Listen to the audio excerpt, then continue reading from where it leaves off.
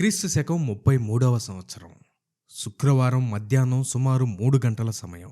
యెరూషలేము నగరం వెలుపల ఉన్న గొల్గతా కొండపై ఒక భయంకరమైన నిశ్శబ్దం అలుముకుంది. సృష్టికర్త అయిన దేవుడు మానవ రూపంలో వచ్చి శిలువపై తన ప్రాణాన్ని అర్పించాడు. రోమన్ సైనికులు తమ పని ముగించుకున్నారు.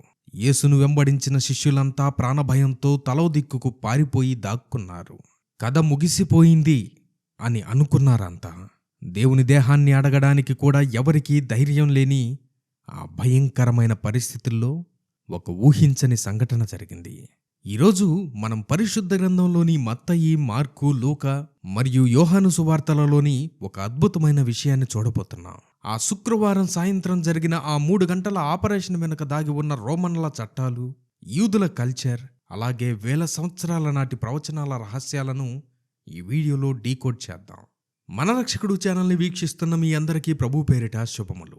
లూకా సువార్త 23వ అధ్యాయము 54వ వచనం. ఆ దినము సిద్ధపరచు దినము, విశ్రాంతి దినం ఆరంభము కావచ్చును. ఈ ఒక్క మాట వెనుకున్న పరిస్థితి అర్థం చేసుకోవాలంటే మనం మొదటి శతాబ్దపు యూదుల క్యాలెండర్ను, అలాగే వారి కఠినమైన ఆచారాలను నిశితంగా పరిశీలించాలి. రోజు ఎప్పుడు మొదలవుతుంది? మన ఆధునిక క్యాలెండర్ ప్రకారం రోజు అర్ధరాత్రి 12 గంటలకు మొదలవుతుంది. అయితే రోమన్లు, గ్రీకులతో సహా ప్రపంచం మొత్తం ఒకలా ఉంటే యూదుల క్యాలెండర్ మాత్రం పూర్తిగా భిన్నంగా ఉంటుంది. వారికి ఒక రోజు అంటే సూర్యాస్తమయంతో మొదలై మరుసటి రోజు సూర్యాస్తమయంతో ముగుస్తుంది. అంటే సుమారు సాయంత్రం 6 గంటలకు మొదలై రేపు సాయంత్రం 6 గంటలకు ముగుస్తుంది. సృష్టి ఆరంభంలో దేవుడు సమయాన్ని ఎలా లెక్కించాడో ఆదికాండం 1వ అధ్యాయం 5వ వచనంలో స్పష్టంగా ఉంది. అస్తమయమును ఉదయమును కలుగగా ఒక దినమాయను.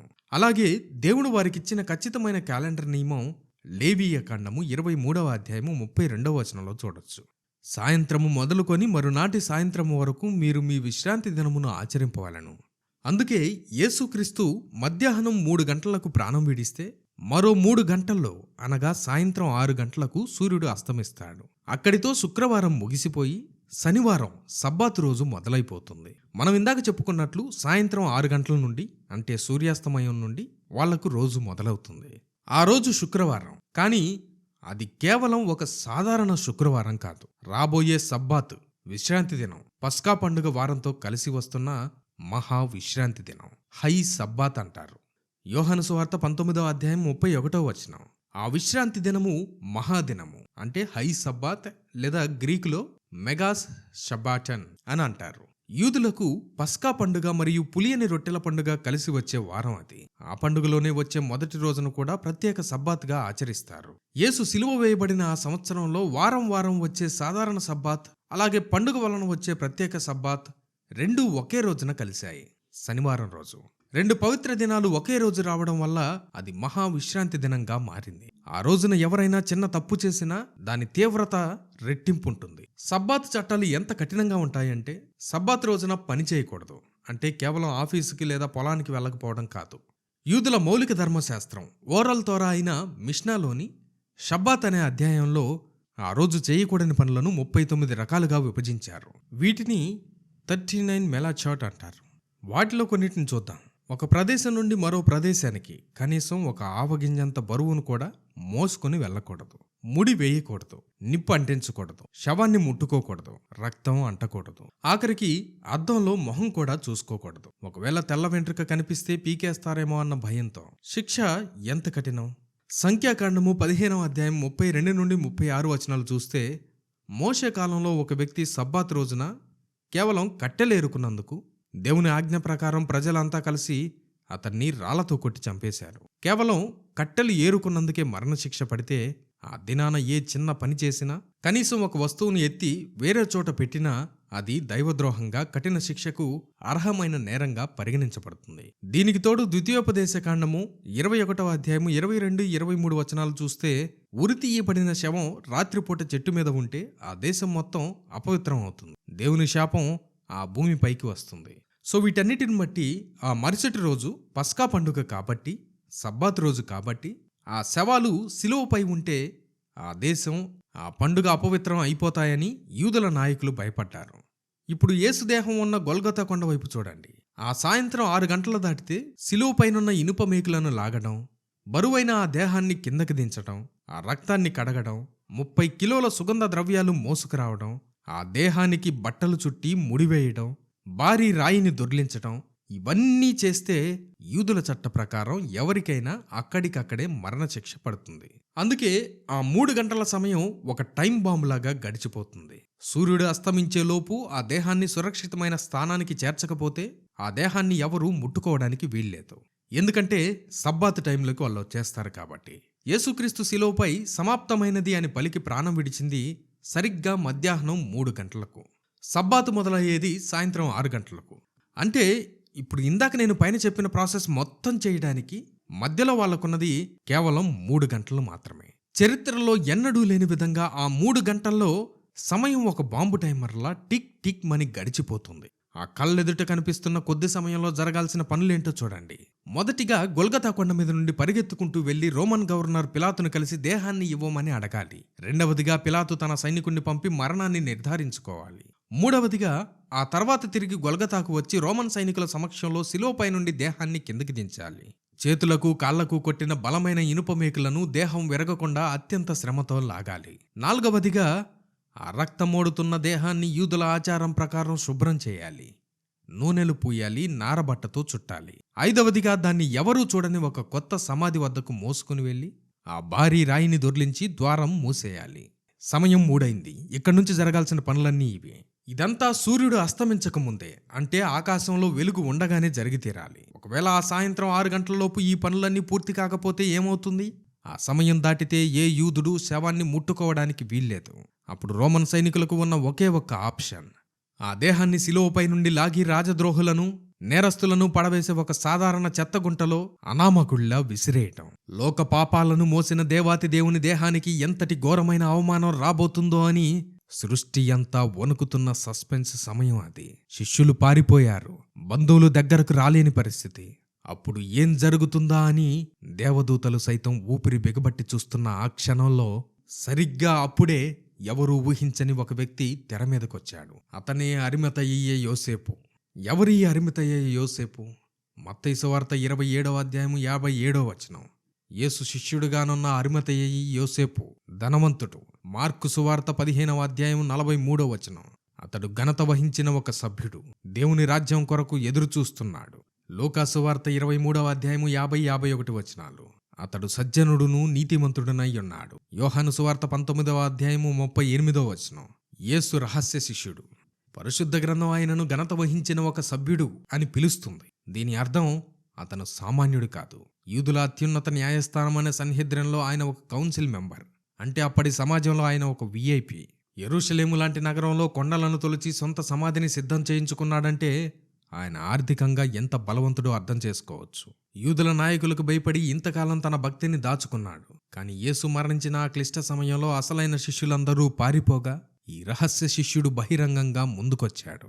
కానీ ఆ క్షణంలో ఆయన ఏం చేశాడో మార్కు సువార్తలో ఒక అద్భుతమైన గ్రీకు పదం ద్వారా రాయబడింది.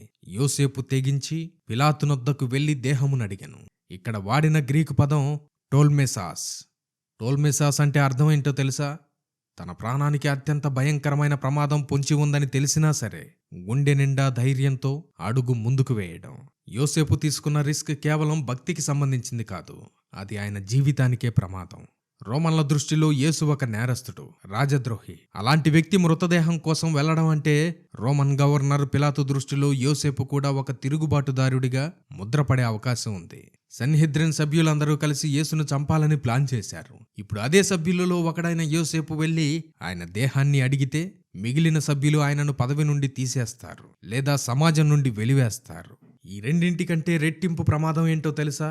సబ్బాతు. ద్వితీయోపదేశకాండము 21వ అధ్యాయం ప్రకారం మృతదేహంపై చెయ్యి వేయడం వల్ల వచ్చే అపవిత్రత యోసేపుకు పెద్ద సమస్యగా మారింది. యూదుల నియమం ప్రకారం సంఖ్యాకాండము 19వ అధ్యాయము 11వ వచనం ప్రకారం ఎవరైనా మృతదేహాన్ని ముట్టుకుంటే 7 రోజులు అపవిత్రులవుతారు. ఇంకొకటి పస్కా పండుగ. ఆ మరుసటి రోజే పస్కా పండుగ. యోసేపు యేసు దేహాన్ని ముట్టుకుంటే ఆయన ఆ పండుగలో పాల్గొనలేడు. ఒక యూదుడికి, అది కూడా ఒక నాయకుడికి పస్కా పండుగకు దూరం కావడం అనేది ఒక అవమానం. అయినా సరే యోసేపు తన ఆచారాల కంటే, తన అంతస్తు కంటే తన దేవుడి దేహానికి అవమానం జరగకూడదని తన హోదాను, సమాజాన్ని, ప్రాణాన్ని పణంగా పెట్టి రోమన్ గవర్నర్ ముందు సింహంలా నిలబడ్డాడు. ఆచారాల కంటే తన దేవునికి జరగబోయే అవమానాన్ని ఆపటమే ముఖ్యం అనుకున్నాడు. యేసు చనిపోయినప్పుడు ఆయనను నేరస్తుల మధ్య శిలువపై ఉంచారు. కానీ సమాధి చేసేటప్పుడు మాత్రం అది ధనవంతుని యొద్ద జరగాలి అని యెషయా గ్రంథము 53వ అధ్యాయము 9వ వచనంలో అప్పటికి దాదాపు 700 ఏళ్ల క్రితమే ప్రవచించబడింది. యోసేపు అనే ధనవంతుడు ముందుకు రాకపోయి ఉంటే రోమన్ల రూల్స్ ప్రకారం యేసయ్య దేహం చెత్తగుంటలో పడవేయబడేది. తద్వారా దేవుని వాక్యం నెరవేరడానికి యోసేపు ఒక సాధనంగా మారాడు. ఆయన తన కోసం సిద్ధం చేసుకున్న కొత్త సమాధిని యేసయ్యకిచ్చాడు. లోకమంతా చీకటిగా ఉన్నప్పుడు ఆ 3 గంటల సందిగ్ధంలో యోసేపు చేసిన పని అద్భుతమైనది. ఆయన తన హోదాను, ఆస్తిని, చివరికి తన ప్రాణాన్ని కూడా పణంగా పెట్టి ఆ దేహాన్ని దించి సిద్ధపరచడం వల్లే 3వ రోజున మనం చెప్పుకునే ఆ ఖాళీ సమాధి సాధ్యమైంది. యోసేపు వెళ్లి శవాన్ని అడగగానే పిలాతు షాక్ అయ్యాడు. ఆయన ఇంతలోనే చనిపోయాడా అని ఆశ్చర్యపోయాడు. ఎందుకు ఆశ్చర్యపోయాడంటే చరిత్రలో రోమన్లు కనిపెట్టిన శిలువ శిక్ష మనిషిని త్వరగా చంపడానికి కాదు, అణువణువును హింసిస్తూ నెమ్మదిగా చంపడానికి డిజైన్ చేయబడింది. ఇంగ్లీష్లో విపరీతమైన నొప్పిని వర్ణించడానికి వాడే ఎక్స్క్రూషియేటింగ్ అనే పదం లాటిన్లోని ఎక్స్క్రూస్, సిలువలో నుండి పుట్టిన నొప్పి అనే పదం నుండే రావడం గమనార్హం. శిలువపై ఉన్న వ్యక్తి చేతులకు మేకులు కొట్టినప్పుడు శరీరం బరువు కిందకి లాగుతుంది. ఆ స్థితిలో మనిషి గాలి పీల్చుకోలేడు, ఊపిరాడదు. శ్వాస తీసుకోవాలంటే కాళ్లకు కొట్టిన మేకులపై బలాన్ని మోపి శరీరాన్ని పైకి లేపాలి. అలా లేపిన ప్రతిసారి నరాలు చిరిగిపోయి నరకయాతన అనుభవిస్తాడు. ఇలా గాలి పీల్చుకోవడానికి పైకి లేస్తూ కిందికి పడుతూ శరీరం అలిసిపోయి శ్వాస తీసుకోలేక చనిపోవడానికి కనీసం 2 నుండి 3 రోజుల సమయం పడుతుంది. కానీ యేసు కేవలం 6 గంటల్లోనే ఎలా ప్రాణం విడిచాడు? అందుకే పిలాతుకు యేసు అప్పుడే చనిపోయాడా అని విని షాక్ అయ్యాడు. యేసుక్రీస్తు శిలువపై కేవలం 6 గంటలే ఉన్నప్పటికీ ఆయన శిలువ ఎక్కకముందే సగం ప్రాణం కోల్పోయాడు. రోమన్ల కొరడ, రోమన్ ఫ్లాగ్రమ్, యేసును కొట్టిన కొరడ మామూలు తోలు కాదు. ఆ తోలు పట్టీల చివర ఇనప ముక్కలు, పదునైన గొర్రె ఎముకలు దానికి పెట్టుంటాయి. వీపుపై కొట్టి లాగిన ప్రతిసారి కండరాలు ఊడిపోయి ఎముకలు బయటపడతాయి. అలా విపరీతంగా బ్లడ్ పోవడం వల్ల శరీరంలో బ్లడ్ వాల్యూమ్ పూర్తిగా పడిపోయింది. దీనిని మెడికల్ సైన్స్లో హైపోవొలెమిక్ షాక్ అంటారు. ఈ స్థితిలో గుండెకు రక్తం పంపు చేయటం కష్టమై విపరీతమైన దాహం వేస్తుంది. అందుకే యోహాను సువార్త 19వ అధ్యాయం 28వ వచనంలో యేసు దప్పిగొనుచున్నాను అన్నాడు. తీవ్రమైన రక్తస్రావం, డీహైడ్రేషన్, గుండె పగిలిపోవడం వల్ల యేసు త్వరగా ప్రాణం విడిచాడు. యేసుక్రీస్తు నిజంగా చనిపోయాడా లేదా అని నిర్ధారించడానికి వెంటనే పిలాతు ఒక శతాధిపతిని పిలిపించాడు. ఇతను మామూలు సైనికుడు కాదు, రోమన్ ఆర్మీలో మరణాలను నిర్ధారించే ఎక్స్పర్ట్. లాటిన్ భాషలో వీళ్లను ఎగ్జాక్టర్ మార్టిస్ అంటారు. ఆ శతాధిపతి గొల్గతాకు వెళ్లి యేసు గుండెలో తన ఈటెతో పొడిచి చూశాడు. రక్తము, నీరు బయటకొచ్చాయి. మెడికల్ సైన్స్ ప్రకారం గుండె పగిలి చనిపోయాడు అని దీని అర్థం. నాస్తికులు యేసు పునరుద్ధానాన్ని నమ్మని వాళ్ళు ఏమంటారంటే యేసు శిలువపై చనిపోలేదు, విపరీతమైన నొప్పికి కేవలం స్పృహ తప్పాడు, సమాధిలో ఉన్న చల్లదానానికి మళ్లీ స్పృహలోకి వచ్చాడు అని ఒక వాదన కూడా ఉంది. దీన్నే సూన్ థియరీ అంటారు. కానీ బైబిల్ చెబుతున్న ఒకే ఒక్క పాయింట్ ఆధునిక మెడికల్ సైన్స్ను ఆశ్చర్యపరుస్తోంది. సైనికుడు ఈటెతో యేసు పక్కటెముకల్లో పొడిచినప్పుడు వెంటనే రక్తము, నీరు కారెను. యోహాను సువార్త 19వ అధ్యాయము 34వ వచనంలో చూస్తాం. తీవ్రమైన శారీరక హింస, కొరడా దెబ్బలు మరియు ఊపిరాడని స్థితిలో శరీరం ఉన్నప్పుడు గుండె చుట్టూ ఉండే పెరికార్డియం అనే సంచిలో ఒక రకమైన పారదర్శక ద్రవం, నీరు వంటిది చేరుతుంది. దీనిని వైద్య పరిభాషలో పెరికార్డియల్ ఎఫ్యూజన్ అంటారు. సైనికుడు ఈటెతో పొడిచినప్పుడు అది మొదట ఆ సంచిని తాకింది, అందుకే నీరు బయటకు వచ్చింది. ఇది ఖచ్చితంగా క్లినికల్ డెత్, ప్రాణం పోయింది అనడానికి తిరుగులేని మెడికల్ ప్రూఫ్. యేసు శిష్యుడైన యోహానుకు మెడిసిన్ గురించి ఏమీ తెలియకపోయినా తాను కల్లారా చూసిన దాన్ని ఉన్నది ఉన్నట్టుగా రాయడం వల్ల ఈరోజు మెడికల్ సైన్స్ యేసు మరణాన్ని 100% ధృవీకరిస్తోంది. 69వ కీర్తన 20వ వచనంలో మెస్సయ్య గురించి 100 ఏళ్ల క్రితమే ఇలా రాయబడింది: నిందకు నా హృదయము పగిలియున్నది, నేను బహుగా కృషించియున్నాను. అంటే లోక పాపాల భారాన్ని మోస్తున్నప్పుడు ఆయన గుండె నిజంగానే పగిలిపోయిందని పరిశుద్ధ గ్రంథం అలాగే సైన్స్ ఏకగ్రీవంగా అంగీకరిస్తున్నాయి. ఇది వాదన లాంటిది కాదు, చరిత్ర అండ్ మెడికల్ సైన్స్ అంగీకరించిన ఒక పచ్చి నిజం. ఆ శతాధిపతి తిరిగి వెళ్లి అవును ఆయన చనిపోయాడు అని అధికారికంగా గవర్నర్కు రిపోర్ట్ ఇచ్చాడు. ఆ రిపోర్ట్ చూశాకే పిలాతు పర్మిషన్ ఇచ్చాడు. పిలాతు నుండి అనుమతి దొరికింది. యేసయ్య దేహాన్ని అత్యంత జాగ్రత్తగా శిలువ మీద నుండి కిందకు దించారు. సరిగ్గా ఆ సమయంలో అరిమతయ్య యోసేపుకు తోడుగా మరొక రహస్య శిష్యుడు తెర మీదకు వచ్చాడు. ఆయనే నికోదేము. యోహాను సువార్త 19వ అధ్యాయము 39వ వచనం ప్రకారం నికోదేము బోళముతో కలిపిన అగరు రమారమి 150 సేర్ల ఎత్తు తీసుకువచ్చాడు. రోమన్ కొలతల ప్రకారం 100 సేర్లు అంటే సుమారు 30 నుండి 35 కేజీల బరువు. ఒక సాధారణ యూదుణ్ణి సమాధి చేయడానికి ఇంత వాడరు. చరిత్ర తవ్వి చూస్తే సాక్షాత్తు ఒక మహా చక్రవర్తి చనిపోతే మాత్రమే ఇంత బరువున్న ఇంత ఖరీదైన సుగంధ ద్రవ్యాలు వాడతారు. ఆ ఇద్దరు రహస్య శిష్యులకు తెలుసు, తాము పాతిపెడుతోంది ఒక మామూలు బోధకుణ్ణి కాదు, సర్వలోకాధిపతిని అని. దేవుడు పుట్టినప్పుడు జ్ఞానులు బోళం తెచ్చారు, చనిపోయినప్పుడు నికోదేము అదే బోళం తెచ్చాడు. మత్తయి సువార్త 27వ అధ్యాయము 59వ వచనం ప్రకారం యోసేపు ఆ దేహాన్ని శుభ్రమైన నారబట్టతో చుట్టాడు. ఇక్కడ గ్రీకులో వాడబడిన పదం సిండన్. ఈ ఒక్క పదం వెనుక గొప్ప చరిత్ర ఉందండి. సిండన్ అంటే ఈజిప్టు నుండి ప్రత్యేకంగా తెప్పించిన అత్యంత నాణ్యమైన మచ్చలేని స్వచ్ఛమైన లెనిన్ వస్త్రం. దీని ధర సామాన్యులకు అందనంత ఎక్కువగా ఉండేది. కేవలం అత్యున్నత స్థాయి వ్యక్తులకు మాత్రమే దీనిని వాడేవారు. లోకరక్షకుడు ఈ లోకంలోకి వచ్చినప్పుడు ఒక పశువుల తొట్టిలో పేదరికాన్ని సూచించే సాదాసీదా గుడ్డలతో చుట్టబడ్డాడు. కానీ ఈ లోకాన్ని విడిచి వెళ్లేటప్పుడు మాత్రం సర్వలోక చక్రవర్తిగా అత్యంత ఖరీదైన సిండన్ వస్త్రంతో రాజమర్యాదను పొందాడు. మీరు జాగ్రత్తగా గమనిస్తున్నారా? సమయం సాయంత్రం 6 గంటలు కావస్తోంది. ఆకాశంలో వెలుగు తగ్గుతోంది. సూర్యుడు అస్తమిస్తున్నాడు. 30 కేజీల బరువున్న సుగంధ ద్రవ్యాలను మోసుకురావటం, ఆ దేహాన్ని అత్యంత భక్తితో శుభ్రం చేయటం, దేహం మొత్తం ఆ తైలాలను పూస్తూ ఆ ఖరీదైన నారబట్టను పొరలు పొరలుగా చుట్టడం, ఇదంతా చేయడానికి ఆ ఇద్దరు వృద్ధులకు అంటే అరిమతయ, యోసేపు, నికోదెములకు ఎంత శ్రమ కలిగుంటుంది. అయినా వారు అలసిపోలేదు. ఎందుకంటే ఆ 3 గంటల సమయం దాటితే రోమన్ సైనికులు ఆ దేహాన్ని చెత్తగుంటలో పడేస్తారు. యేసయ్య దేహానికి ఆ అవమానం జరగకూడదని తమ ప్రాణాలను పణంగా పెట్టి ఆ మహా ఆపరేషన్ పూర్తి చేశారు. ఒకవైపు యూదుల పండగ హడావుడి, మరోవైపు కదిలిపోతున్న సమయం. మధ్యలో ఈ ఇద్దరు అద్భుతమైన ధైర్యవంతులు. యూదులు నేలలో గోతులు తీసి పాతిపెట్టరు. కొండగుహల్లో రాతిని తొలచి సమాధులు చేస్తారు. ఇజ్రాయేలు దేశం భౌగోళికంగా సున్నపురాయి కొండలతో నిండి ఉంటుంది. నేల గట్టిగా రాతిమయంగా ఉండడం వల్ల అక్కడ గుంతలు తీసి పాతిపెట్టడం కంటే కొండను తొలిచి గదులు చేయడం సులభం. అంతేకాకుండా అడవి జంతువుల నుండి మృతదేహాన్ని రక్షించడానికి ఈ రాతి సమాధులు అత్యంత సురక్షితమైనవిగా భావించేవారు. బైబిల్లో మొట్టమొదటి సమాధి ప్రస్తావన ఆదికాండము 23వ అధ్యాయంలో కనిపిస్తుంది. అబ్రహాము గారు తన భార్య అయిన శారా గారు చనిపోయినప్పుడు ఆమెను సమాధి చేయడానికి హిత్తీయుడైన ఎఫ్రోను నుండి మక్పేలా గుహను కొన్నాడు. అబ్రహాము దీనిని 400 తులాల వెండినిచ్చి సాక్షుల ముందు చట్టబద్ధంగా కొనుగోలు చేశాడు. ఇది ఇశ్రాయేలీలకు వాగ్దాన భూమిపై ఉన్న మొదటి ఆస్తి హక్కు. ఇదే గుహలో అబ్రహాము, ఇస్సాకు, రిబ్కా, యాకోబు, లేయా కూడా సమాధి చేయబడ్డారు. నేటికి హెబ్రోన్లో ఉన్న ఈ ప్రదేశం కేవ్ ఆఫ్ ది ప్యాట్రియాక్స్గా ప్రపంచవ్యాప్తంగా గుర్తింపు పొందింది. అలాగే యోసేపు ఐగుప్తులో చనిపోయినప్పుడు ఆయనను అక్కడ సమాధి చేయలేదు. తన ఎముకలను కనాను దేశానికి తీసుకువెళ్లాలని ఆయన తన బంధువులచే ప్రమాణం చేయించుకున్నాడు. యోసేపు ఐగుప్తులో గొప్ప హోదాలో ఉన్న తన నిజమైన నివాసం దేవుడు వాగ్దానం చేసిన భూమిలోనే ఉందని నమ్మాడు.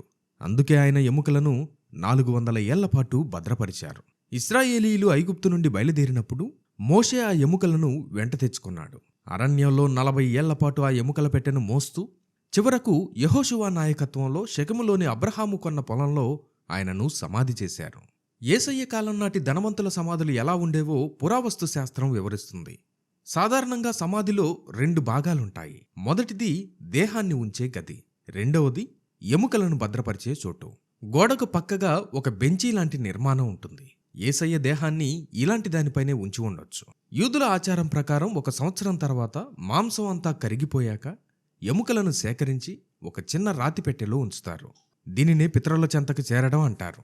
యూదుల సాంప్రదాయంలో ఒక వ్యక్తి చనిపోయినప్పుడు అంత్యక్రియలు 2 దశల్లో జరుగుతాయి. దీనిని వైద్య మరియు చారిత్రక పరిభాషలో సెకండరీ బరియల్ అంటారు. మొదటి దశ దేహాన్ని ఉంచడం. ఒక వ్యక్తి చనిపోయిన వెంటనే ఆయన దేహానికి సుగంధ ద్రవ్యాలు పూసి నారబట్టతో చుట్టి కొండను తొలచిన రాతి గుహలో ఒక బెంచీ మీద పడుకోబెడతారు. ఆ గదిని ఒక పెద్ద రాయితో మూసివేస్తారు. సుమారు 1 సంవత్సరం వరకు ఆ దేహాన్ని అలాగే వదిలేస్తారు. ఈ కాలంలో మాంసం పూర్తిగా కరిగిపోయి కేవలం ఎముకలు మాత్రమే మిగులుతాయి. ఇక రెండవ దశ 1 సంవత్సరం తర్వాత ఆ వ్యక్తి యొక్క కుమారుడు లేదా బంధువులు సమాధిని తెరిచి మిగిలిన ఎముకలను అత్యంత జాగ్రత్తగా సేకరిస్తారు. సేకరించిన ఎముకలను ఒక చిన్న రాతి పెట్టెలో ఉంచుతారు. దీనినే ఆసువరి అంటారు. ఆ పెట్టె పొడవు సరిగ్గా మనిషి శరీరంలోని అతిపెద్ద ఎముకైన తొడ ఎముక అంతుంటుంది. వెడల్పు పుర్రెపట్టె అంతుంటుంది. పాత నిబంధనలో మనం తరచుగా అతడు చనిపోయి తన పితరుల చెంతకు చేర్చబడెను అనే మాట చూస్తాం. దీని అర్థం ఏంటంటే ఒకే కుటుంబానికి చెందిన అందరి ఎముకల పెట్టెలను ఒకే గుహలో పక్కపక్కన భద్రపరుస్తారు. అంటే మరణం తర్వాత కూడా కుటుంబం అంతా ఒకే చోట కలిసి ఉంటుందనేది వారి నమ్మకం. ప్రాచీన యూదుల నమ్మకం ప్రకారం దేహం కుళ్ళిపోవడం అనేది ఒక రకమైన శుద్ధీకరణ. మాంసం పూర్తిగా కరిగిపోయి ఎముకలు మిగిలినప్పుడు ఆ వ్యక్తి చేసిన పాపాలు కూడా కడిగివేయబడతాయని వారు భావించేవారు. అందుకే ఎముకలను సేకరించడం అనేది ఒక పవిత్రమైన కార్యంలా వాళ్ళు భావించేవాళ్ళు. యెరూషలేము చుట్టుపక్కల రాతి కొండలను తొలచి కొత్త సమాధులు కట్టడం చాలా ఖరీదైన పని. కాబట్టి ఒకే రాతి బెంచిని పదే పదే వాడుకోవడానికి ఈ పద్ధతి వీలు కల్పిస్తుంది. ఎముకలను పెట్టెలో పెట్టి పక్కకు జరిపితే ఆ బెంచి మరొక వ్యక్తికి ఖాళీ అవుతుంది. 1990లో యెరూషలేము సమీపంలో పురావస్తు శాస్త్రజ్ఞులకు ఒక అద్భుతమైన పెట్టె దొరికింది. దానిపై యెహోషెఫ్ బార్ కయపా అని రాసి ఉంది. ఇది యేసుక్రీస్తును విచారించిన ప్రధాన యాజకుడైన కయపా ఎముకల పెట్టె అని నిర్ధారించబడింది. బైబిల్లోని వ్యక్తులు కేవలం ఊహ కాదని, వారు నిజంగా జీవించారని చెప్పడానికి ఇది ఒక బలమైన సాక్ష్యం. యేసుక్రీస్తును కూడా ఇదే పద్ధతిలో రాతి సమాధిలో ఉంచారు. కానీ ఆయన విషయంలో రెండవ దశ జరగాల్సిన అవసరం రాలేదు. అంటే ఎముకలను కలెక్ట్ చేయటం. 16వ కీర్తన 10వ వచనం ప్రకారం నీ పరిశుద్ధుని కుళ్ళిపోనివ్వను అని రాయబడింది. యేసు దేహం కుళ్ళిపోవడానికి ముందే, అంటే 3వ రోజే ఆయన సజీవంగా తిరిగి లేచాడు. అందుకే ఆయన ఎముకలు ఎప్పుడూ ఆసువరి పెట్టెలోకి వెళ్ళలేదు. ఆ ఖాళీ సమాధి మరియు అక్కడ పడి ఉన్న ఆ నారబట్టలే ఆయన విజయానికి సాక్ష్యం. యోసేపు తన కోసం సిద్ధం చేసుకున్న కొత్త సమాధిని యేసుక్రీస్తుకిచ్చాడు. దీని వెనుక ఒక గొప్ప ఉద్దేశం ఉంది. పాత సమాధుల్లో వేరే వారి ఎముకలు కూడా ఉంటాయి. కానీ యేసు ఉన్న సమాధిలో అప్పటి వరకు ఎవరూ లేరు. దీనివల్ల 3వ రోజున యేసు తిరిగి లేచినప్పుడు అక్కడ ఖాళీగా ఉన్నది యేసు దేహం ఉన్న చోటేనని, అది వేరే ఎవరి ఎముకలు కావని నిరూపించడానికి వీలైంది.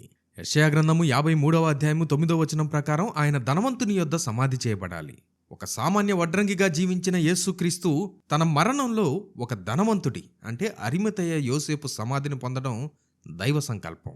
అరిమతయి యోసేపు తన సొంతం కోసం, భవిష్యత్తు కోసం ఎంతో ఖర్చు పెట్టి తయారు చేసుకున్న అత్యంత ఖరీదైన కొత్త సమాధిని యేసయ్యకిచ్చేశాడు. ఎందుకు ఈ కొత్త సమాధి? పాత సమాధుల్లో వేరే వారి ఎముకలు ఉంటాయి. దేవుని దేహానికి ఎలాంటి అపవిత్రత అంటకూడదని అంతకు మునుపు ఎవరూ ఉంచని పవిత్రమైన సమాధిలో యేసును ఉంచారు. దీని ద్వారా ఏం జరిగిందో తెలుసా?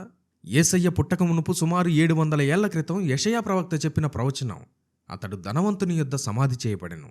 యెషయా గ్రంథము 53వ అధ్యాయము 9వ వచనంలో ఉన్న ఈ ప్రవచనం అక్షరాలా నెరవేరింది. దేవుని వాక్యం ఎంత పర్ఫెక్ట్గా నెరవేరుతుందో చూడండి. ఆ దేహాన్ని లోపల ఉంచిన తరువాత సమాధి ద్వారమునకు పెద్ద రాయిని పొరలించి వెళ్ళిపోయాను. పురావస్తు శాస్త్రం ప్రకారం ఈ రాయిని హీబ్రూలో గోలాల్ అంటారు. ఇది ఒక గుండ్రని ఆకారంలో ఉండి సుమారు 1.5 నుండి 2 టన్నుల బరువు ఉంటుంది. ఇది ఒక ఏటవాలుగా ఉన్న గాడిలోకి దొర్లుకుంటూ వెళ్లి సమాధి ద్వారాన్ని లాక్ చేస్తుంది. దాన్ని మళ్లీ పైకి నెట్టాలంటే కనీసం 20 మంది బలవంతులైన మనుషులు కావాలి. రోమన్ సైనికులు ఆ రాయికి ఒక రోమన్ సీల్ వేశారు. సమాధి మూయబడింది. శిష్యులు కన్నీళ్లతో ఇళ్లకు వెళ్లిపోయారు. కథ ముగిసిపోయింది అని అనుకున్నారు. ఆ శుక్రవారం సాయంత్రం సూర్యుడు అస్తమిస్తున్న వేళ యెరూషలేము నగరంపై ఒక భారమైన నిశ్శబ్దం అలముకుంది. ఆ 2 టన్నుల భారీ రాయి సమాధి ద్వారాన్ని మూసివేసినప్పుడు లోకమంతా అంతా ముగిసిపోయింది అనుకుంది. రోమన్ సైనికులు తమ సీల్ వేసేశారు. సెన్హిద్రిన్ సభ్యులు తాము గెలిచామని నవ్వుకున్నారు. శిష్యులు కన్నీళ్లతో చెల్లాచెదురైపోయారు. కానీ ఆ చీకటిలో ఎవరికీ తెలియని రహస్యం ఒకటుంది. వాళ్ళు అక్కడ సమాధి చేసింది ఒక శవాన్ని కాదు, 3 రోజుల తర్వాత అజేయంగా మొలకెత్తబోయే జీవపు విత్తనాన్ని. వారు పాతేసింది మరణించిన మనిషిని కాదు, మరణాన్నే తన పాదాల కింద నలుపివేసి మృత్యుంజయుడుగా ఉదయించబోయే విశ్వ విజేతను. గమనిస్తున్నారా? యేసుక్రీస్తును సమాధి చేయడం అనేది ఒక చారిత్రక సంఘటన కాదు. అది 3 గంటల ఉత్కంఠ భరిత సమయంలో రోమన్ల ఈటెపోటు ఆయన మరణాన్ని ధృవీకరించింది. యూదుల రాజమర్యాదలు ఆయన హోదాను చాటాయి. 100 ఏళ్ల నాటి ప్రవచనాలు అక్షరాలా నెరవేరాయి. దేవుడు తన ప్రణాళికను అమలు చేయడానికి ఎప్పుడూ ఆలస్యం చేయడు. పరిస్థితులు మనకు వ్యతిరేకంగా ఉన్నప్పుడు, అంతా చీకటిమయంగా అనిపించినప్పుడు దేవుడు ఒక కొత్త అధ్యాయాన్ని మొదలు పెడతాడని ఈ తెరిచిన సమాధి మనకు గుర్తు చేస్తోంది. అరిమతయి యోసేపు, నికోదేముల్లా లోకమంతా దేవుణ్ణి విడిచిపెడుతున్నప్పుడు మనం ఆయన పక్షాన ధైర్యంగా నిలబడగలమా? మన హోదా, పేరు, పదవుల కంటే ఆ దేవుని నామానికి గౌరవం ఇవ్వగలమా? గుర్తుంచుకోండి, ఆదివారం తెల్లవారుజామున ఆ 2 టన్నుల రాయి దొర్లించబడింది. ఆ రాయిని దేవుడు పక్కకు నెట్టింది ఆయన బయటికి రావడానికి కాదు, లోపల సమాధి ఖాళీగా ఉందని, మరణం ఓడిపోయిందని ఈ ప్రపంచం కల్లారా చూసి నమ్మడానికి. ఆయన చనిపోయిన దేవుడు కాదు, ఆయన సజీవుడు. నిన్న నేడు నిరంతరం ఏకరీతిగా ఉండి నేటికి మన జీవితాల్లో అద్భుతాలు చేయగల సర్వశక్తిమంతుడు. ఈ చారిత్రక సత్యాన్ని, ఈ సజీవ శక్తిని మీ గుండెల్లో నింపుకోండి. మరణాన్ని జయించిన ఆ మహామృత్యుంజయుని ప్రేమను ప్రపంచమంతా చాటి చెప్పండి. ఏ సమాధి ఆయన్ని ఆపలేకపోయింది, ఏ రాయి ఆయన్ని అడ్డుకోలేకపోయింది. మీ జీవితాల్లో ఉన్న ఏ సమస్య కూడా ఆయన్ని ఆపలేదు. ఆయన పునరుద్ధానుడు, ఆయన నిరంతరం సజీవుడు. ఈ అంత్య దినాలలో మనకు సిద్ధపాటును కలుగజేసే అనేక విషయాలను ఈ బుక్లో పొందుపరిచాం. స్క్రీన్ మీద కనిపిస్తున్న నంబర్కి ఇప్పుడే వాట్సాప్ చేయడం ద్వారా మీరు ఈ బుక్ని ఆర్డర్ చేసుకోవచ్చు. Jesus coming soon, so be prepared. మేఘమామనునై వచ్చుచున్నాను, రాజాగే రాజు మహిమాన్వితుడే మేఘమామ